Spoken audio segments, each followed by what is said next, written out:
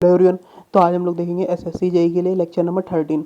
Okay, तो last lecture में हम लोगों ने स्ट्रेंथ ऑफ मटेरियल का मतलब कि इसको क्विक रिवीजन उसका हम लोगों ने कर लिया था। ठीक, आज हम लोग देखेंगे थ्योरी ऑफ मशीन। ठीक, जो कि सिलेबस में दिया हुआ है कि थ्योरी ऑफ मशीन और डिज़ाइन का मतलब मिक्स दिया हुआ है, तो उसमें से हम लोग थ्योरी ऑफ मशीन के जो जो टॉपिक हैं वो सेलेक्ट करके आज हम लोग फिनिश कर लेंगे। उसके बाद हम लोग कल डिज़ाइन का वो जो भी वाला पार्ट है वो हम लोग कवर कर लेंगे। ठीक, तो स्टार्ट करते हैं। तो सबसे पहला चैप्टर क्या है, थ्योरी ऑफ मशीन है मैकेनिज्म एंड मशीनस्टिक। जो जो इसमें इंपॉर्टेंट पॉइंट्स हैं वो हम लोग देखते हैं।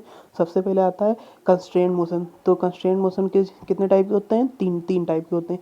Completely constraint motion, incompletely constraint motion और सक्सेसफुली कंस्ट्रेंट मोशन। ठीक, जो आपको कंप्लीटली कंस्ट्रेंट मोशन है उसकी डिग्री ऑफ फ्रीडम कितनी होती है? 1।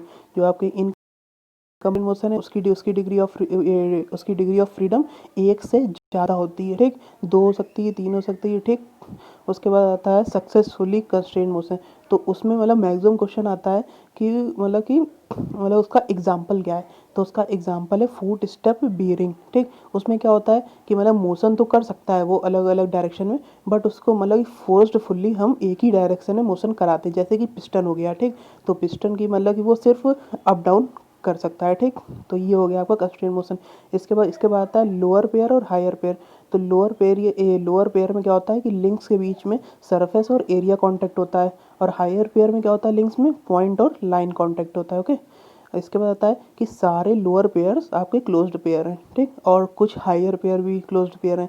जबकि आप ऐसा नहीं बोल सकते हैं कि सारे क्लोज्ड पेयर लोअर पेयर होंगे, ये गलत है स्टेटमेंट। ठीक, स्टेटमेंट क्या सही है कि all lower pairs are closed pair. ठीक, इसके बाद आता है ग्रुबलर्स क्राइटेरियन। तो ये होता है मतलब कि बेसिकली डिग्री ऑफ फ्रीडम निकालने का वो फार्मूला है। ठीक, तो ये होता है 3n-1 minus 2p1 minus p2। ठीक, n क्या है? Number of link. ओके, इसके बाद एक और फार्मूला है वो है F=n-2l+1।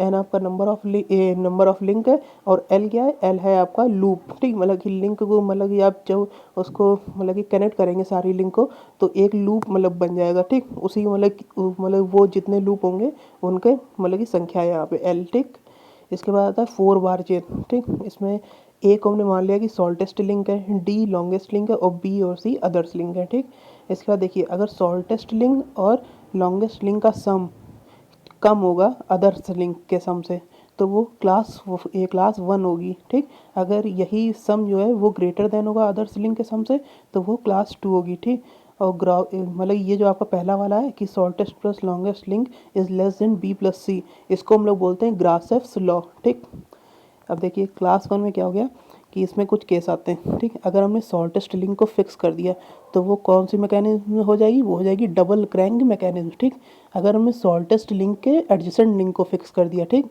तो जो मैकेनिज्म होगी वो होगी क्रैंक रॉकर मैकेनिज्म। ठीक, इसके बाद अगर हमने शॉर्टेस्ट लिंक के अपोजिट वाली लिंक को फिक्स कर दिया तो जो मैकेनिज्म हो जाएगी वो हो जाएगी डबल रॉकर मैकेनिज्म। ओके, तो ये हो गया आपका ये मतलब कि जो भी ये केस मतलब कि बताए हैं ये हैं क्लास 1 के लिए। ठीक, अब क्लास 2 में आप किसी भी लिंक को फिक्स करिए तो उसमें लेकिन जो मैकेनिज्म आएगी वो आएगी डबल रॉकर। ओके, तो ये क्लास 2 का तो इजीली याद हो जाएगा, तो क्लास 1 के आप देख लीजिएगा। ठीक, इसके बाद आता है इन्वर्जन। तो इन्वर्जन इन स्लाइडर क्रैंक चेन। देखिए इन्वर्जन कभी कभी क्वेश्चन आ जाता है कि नंबर ऑफ इन्वर्जन कितने होंगे? 4 लिंक हो गई, 5 लिंक हो गई। ठीक, तो उसमें जितनी लिंक होंगी उतने ही नंबर ऑफ इन्वर्जन होंगे। ठीक, तो देखिए अगर ये स्लाइडर क्रैंक चेन है तो इसमें लिंक दी हुई है 1, 2, 3 एंड 4। ओके, अगर हमने लिंक 1 को फिक्स कर दिया तो इसका जो अप्लीकेशन होगा जब वो मतलब मैकेनिज्म बनेगी उसका अप्लीकेशन वो होगा रेसिप्रोकेटिंग इंजन और रेसिप्रोकेटिंग कंप्रेसर। इसके बाद अगर हमने लिंक 2 को फिक्स कर दिया तो जो उसका अप्लीकेशन होगा वो होगा विटवर्थ क्विक रिटर्न मैकेनिज्म और रोटरी इंजन। इसके बाद अगर हमने लिंक 3 को फिक्स कर दिया तो होगा उसका ऑसिलेटिंग सिलेंडर इंजन और crank and slotted lever mechanism. अब अगर हमने स्लाइडर को फिक्स कर दिया मतलब लिंक 4 को अगर फिक्स कर दिया तो उसका होगा हैंड पंप। ठीक, क्वेश्चन आएगा कि मतलब कि इसमें जो ये आपका रेसिप्रोकेटिंग इंजन है तो इसमें कौन सी लिंक फिक्स है। ठीक, या फिर आ सकता है अगर मतलब डायग्राम बना के दे देगा और उसमें बोल देगा 2 को फिक्स कर दिया, 3 को फिक्स कर दिया तो उसके अप्लीकेशन बताओ। ठीक, इस तरह से आ सकता है क्वेश्चन। अब इसके बाद आता है inversion in double slider crank kitchen. ठीक, देख लीजिए इसमें ये वन लिंक ये 3 जो कनेक्ट कर रही है दोनों स्लाइडर्स को, और 2 और 4 स्लाइडर्स हैं। ठीक, अब इसमें देखिए अगर हमने लिंक 1 को फिक्स कर दिया, ये देखिए लिंक 1 है, अगर हमने इसको फिक्स कर दिया तो ये हो जाएगा एलिप्टिकल ट्रैमल। ठीक है, उसका एप्लीकेशन। अब अगर हमने लिंक 2 या फिर 4 को फिक्स कर दिया, मतलब स्लाइडर है, ठीक, तो उसको जब फिक्स करेंगे तो जो एप्लीकेशन होगा वो होगा स्कॉच योक। अब अगर हमने लिंक 3 को फिक्स कर दिया, ये जो लिंक दोनों स्लाइडर को कनेक्ट कर रही है, अब अगर हम इसको फिक्स कर दिया तो जो एप्लीकेशन होगा वो होगा ओल्ड हैम कपलिंग। ठीक, तो ये हो गया आपके इन्वर्जन। अब इसके बाद आता है इंस्टेंटेनियस सेंटर। तो इंस्टेंटेनियस सेंटर के मतलब कि इसमें क्वेश्चन पूछता है कि 15 लिंक दे दी, अब उनमें नंबर ऑफ इंस्टेंटेनियस सेंटर वो बताओ। ठीक, तो मतलब इसका मतलब कैलकुलेशन ईजीली वो मतलब कि पड़ेगा ना, तो इसलिए ये इसमें न्यूमेरिकल आ सकता है। ठीक, तो इसका जो फार्मूला होगा वो होगा n(n-1/2). ठीक, नंबर ऑफ इंस्टेंटेनियस सेंटर। अब इसी में एक थ्योरम आती है इंस्टेंटेनियस सेंटर में, वो क्या है, कैनेडीज थ्योरम। ये क्या होती है, if 3 plane bodies have relative motion among themself there I centre must lie on a straight line. ठीक, इसमें क्वेश्चन कैसे आ सकता है, इसमें ये हो सकता है कि ये पूरा स्टेटमेंट लिख देगा और पूछ लेगा ये कौन सी थ्योरम है, या तो ये पूछ सकता है कि कैनेडीज थ्योरम किससे रिलेटेड है, तो आप बोलेंगे वेलोसिटी से रिलेटेड है। ठीक, तो इस तरह से क्वेश्चन मतलब आ सकते हैं। ठीक, अब हम देख लेते हैं इंस्टेंटेनियस सेंटर कुछ मतलब कि स्टैंडर्ड जो केस हैं। तो अगर आपका वो पाइवट जॉइंट दिया है, तो जहाँ पे वो जॉइंट हो रहा होगा वहीं पे दोनों लिंक का इंस्टेंटेनियस सेंटर लाई करेगा। अब अगर स्लाइडर अगर किसी प्लेन पे मूव कर रहा है, तो जिस डायरेक्शन में मूव कर रहा है उस डायरेक्शन के परपेंडिकुलरी इनफाइनाइट डिस्टेंस पे उसका इंस्टेंटेनियस सेंटर होगा।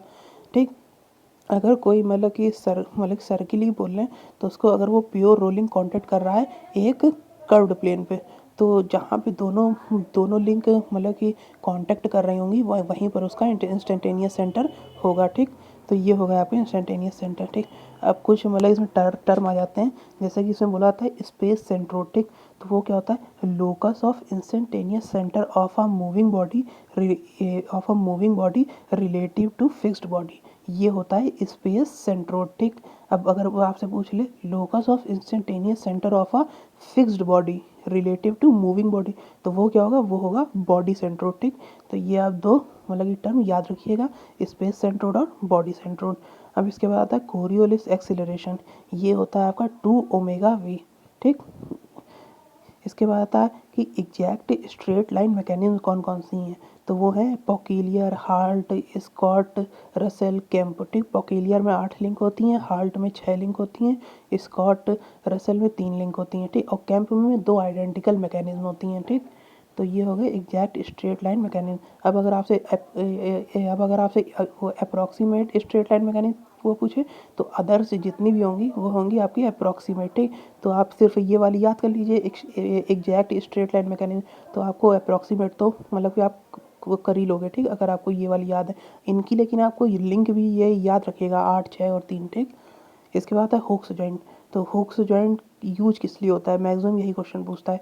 तो किस लिए यूज होता है, ये होता है नॉन पैरेलल और इंटरसेक्टिंग शाफ्ट को कनेक्ट करने के लिए। ठीक, इसी को हम लोग यूनिवर्सल जॉइंट भी बोलते हैं। ठीक, इसके बाद आता है कैम। तो कैम में देखिए कुछ मतलब कि इसको हमने मतलब कि पॉइंट वाइज लिखा है। तो देखिए स्पाइरल कैम होता है, उसका हम लोग यूज़ करते हैं कंप्यूटर्स में। ठीक, कॉन्जुगेट कैम का हम लोग यूज़ करते हैं जहाँ पे हमें low wear, low noise, better control of the follower, high speed, high dynamic load चाहिए होता है। ठीक, इसके बाद बेस सर्किल क्या होता है। ठीक, देखिए कैम प्रोफाइल के जो टेंजेंट हम उसमें जो सर्किल बनाते हैं कैम प्रोफाइल के टेंजेंट, तो वो होता है बेस सर्किल। मतलब base circle is the tangent to the cam profile drawn from the centre of rotation of a radial cam. ठीक, इसके बाद पिच पॉइंट क्या होता है, pitch point is point on the pitch curve at pressure angle is maximum. ठीक, ये बहुत ही important point है। ठीक, काफ़ी बार ये क्वेश्चन आ चुका है।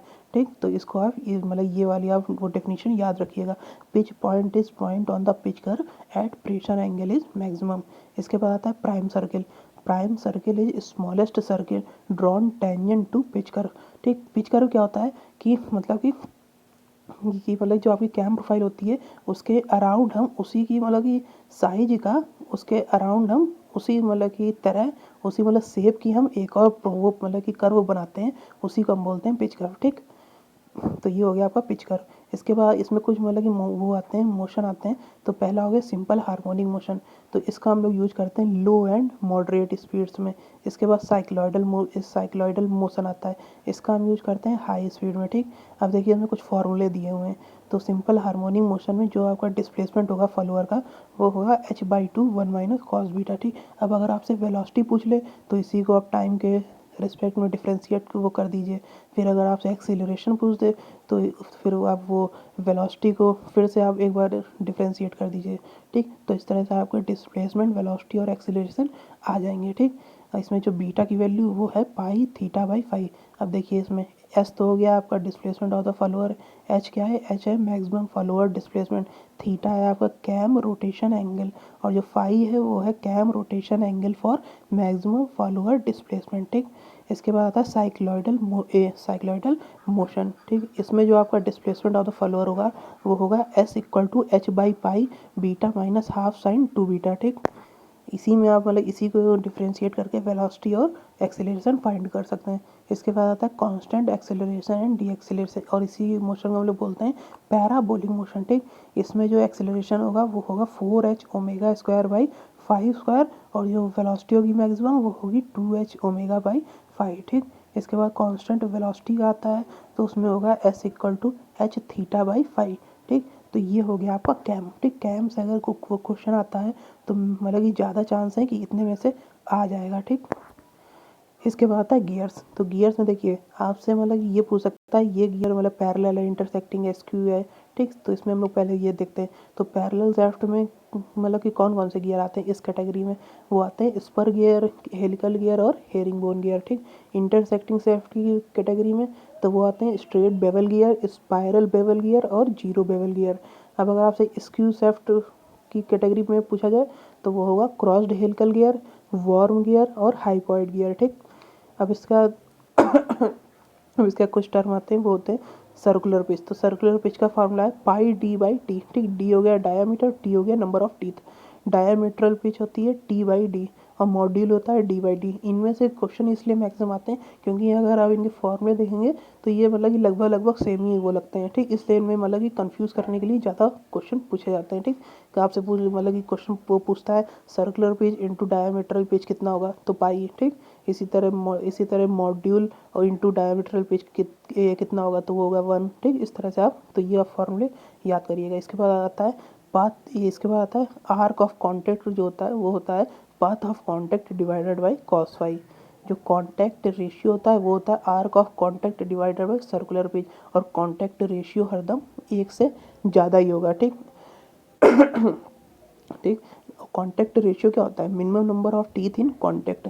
ठीक, तो वो 1 से हमेशा ज़्यादा ही होंगे। ठीक, हमारी जनरली प्रेशर एंगल जो होता है गियर्स में वो होता है 20 डिग्री। ठीक, इसके बाद आता है ठीक, अब देखिए इन्वॉल्यूट प्रोफाइल में जो प्रेशर एंगल होता है वो हरदम कांस्टेंट ही रहता है। ठीक, जो आपका वो है साइक्लॉइडल प्रोफाइल उसमें चेंज करता है इसमें, लेकिन हमेशा कांस्टेंट ही रहेगा। ठीक, इसके बाद आता है आपका फ्लाई व्हील। तो फ्लाई व्हील का हम लोग यूज किस लिए करते हैं, control the variation in speed during each cycle of an engine. ठीक, तो जो आपकी फ्लक्चुएशन ऑफ एनर्जी होती है वो होती है 2ECS। ठीक, ई क्या है, काइनेटिक एनर्जी है मीन स्पीड, और CS क्या है, coefficient of fluctuation of speed. ठीक, जो CS की वैल्यू होती है वो होती है N1 minus N2 divided by mean speed. अब इसमें हम देख लेते हैं फोर्स एनालिसिस। तो देखिए इसमें एक फोर्स एक्ट हो रहा है ये कनेक्टिंग रॉड में, तो उसको हम लोग बोलते हैं force along the connecting rod. तो उसकी वैल्यू जो होगी वो होगी FC=F/cos बीटा। इसके बाद एक फोर्स एक्ट हो रहा है इसके नॉर्मल। ठीक, इसमें देखिए आप ये जो आपका स्लाइडर है इसके नॉर्मल एक फोर्स एक्ट हो रहा है FN, तो उसकी वैल्यू कितनी होगी, तो उसको बोला क्या जाता है, उसको बोला था thrust on the sides of cylinder, और उसकी वैल्यू होगी F10 बीटा। इसके बाद आता है crank effort. Crank effort FT=F sin theta plus beta by cos beta. इसके बाद आता है थ्रस्ट ऑन द बियरिंग्स, वो होता है FR=F cos theta plus beta by cos beta. ठीक, तो देखिए अब आपसे इस मतलब कि SSC JE में इसके मतलब कि इसमें न्यूमेरिकल तो पूछेगा नहीं, आपसे सीधे क्वेश्चन पूछ सकता है। तो क्वेश्चन पूछने में आपको कन्फ्यूजन कहाँ कहाँ हो सकता है आंसर करने में, एक तो आपको मतलब कि thrust on the sides of cylinder अगर इस तरह से आपसे पूछ लिया तो अगर आपने मतलब कायदे से पढ़ा नहीं होगा तो आप यही भूल जाएंगे कि उसने पूछा कौन सा फोर्स है। ठीक, तो इसके नाम भी आप कायदे से ध्यान रखिएगा और फॉर्मूला भी। ठीक, और मतलब कि अगर जिन पेपरों में कैलकुलेशन आती है तो उनमें लोग थीटा और बीटा में कंफ्यूज हो जाते हैं, ठीक। तो आप थीटा और बीटा जो एंगल है उनको भी ध्यान से देखिएगा, ठीक। तो ये हो गया आपका फोर्स एनालिसिस। इसके बाद आता है पिस्टन वेलोसिटी का फॉर्मूला क्या होता है, वो होता है R omega sine theta plus sine 2 theta by 2n, ठीक। इसके बाद पिस्टन एक्सीलरेशन क्या होता है, R omega square cos theta plus cos 2 theta by n। Angular velocity of connecting rod क्या होता है, omega cos theta by under root N square minus sine square theta. और angular velocity of connecting rod क्या होता है, वो होता है minus omega square sine theta N square minus 1 divided by n square minus sine square theta की power 3/2। अब आपको यहाँ पे कन्फ्यूजन हो रहा होगा, मतलब वो प्रॉब्लम आ रही होगी कि एन क्या है। तो एन जो है आपका वो है length of connecting rod divided by crank length, ठीक। इनका रेशियो है एन, ठीक, स्मॉल एन जो दिया हुआ है। इसके बाद होता है वो टर्निंग मूवमेंट। तो टर्निंग मूवमेंट होता है क्रैंक एफर्ट इंटू कनेक्टिंग वो क्रैंक लेंथ, ठीक। तो एफ टी इंटू आर। इसके बाद आता है गवर्नर। तो गवर्नर में फॉर्मूले दिए हुए हैं। तो वॉट गवर्नर में जो स्पीड हम फाइंड करते हैं वो हम लोग फाइंड करते हैं 895,000 डिवाइडेड बाई एच। ये होता है एन स्क्वायर के इक्वल, ठीक। पोल्टर गवर्नर में देखिए वॉट गवर्नर में स्लीव मास 0 होता है, ठीक। इसलिए हम लोग का इतना ईजिली फार्मूला आ गया। अगर आप पोल्टर गवर्नर में ये स्लीव मास अगर 0 पुट करेंगे और ये फ्रिक्शनल फोर्स को लेंगे नहीं, मतलब कि नेग्लिजिबल मान लेंगे, तो जो आपका फार्मूला आएगा वो यही आ जाएगा वॉट गवर्नर वाला, ठीक। तो वॉट गवर्नर में हम स्लीव मास 0 लेते हैं। तो इसके बाद पोल्टर गवर्नर का फार्मूला होता है H equal to 895 by n square 2mg plus m g plus minus f 1 plus k divided by 2mg। ये प्लस माइनस एफ क्यों लिया है, क्योंकि देखिए जब मतलब कि स्लीव मास ऊपर जा रहा होगा, ठीक, तब जो आपका फ्रिक्शनल फोर्स लग रहा होगा वो नीचे की ओर लग रहा होगा, तो हम लोग प्लस ले लेंगे। जब वो मतलब कि मतलब कि स्लीव मास जब नीचे आ रहा होगा तो जो आपका फ्रिक्शनल फोर्स लग रहा होगा वो ऊपर लग रहा होगा, तब हम माइनस लेंगे, ठीक। इसमें के की वैल्यू होती है tan beta by tan theta. देखिए वो फिगर में मैंने थीटा और बीटा इसीलिए दिखाया हुआ है कि वो कन्फ्यूज़न ना हो कि बीटा और थीटा क्या है, ठीक। इसके बाद प्रोल गवर्नर आता है, तो उसमें होता है H equal to 895 by n square a by e 2mg plus m g plus minus है 1 plus k divided by 2mg। प्रोल governor में बस इतना होता है कि जो आपकी बॉल ये इधर लगी होती है ये लिंक के एकदम लास्ट में, इसको हम लोग एक छोटी सी लिंक लेते हैं, उसको हम लोग अलग से इसमें जोड़ देते हैं, ठीक। तो वो ए तो ये हो जाए तो वो हो जाएगा प्रोल गवर्नर, ठीक। इसके बाद हार्टनल गवर्नर आता है।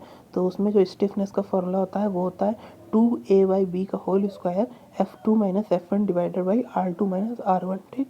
इसके बाद सेंसिटिवनेस का फॉर्मूला आता है वो होता है range of speed divided by mean speed, ठीक। इसमें मतलब कि काफ़ी ज़्यादा कन्फ्यूज़न होता है, ठीक।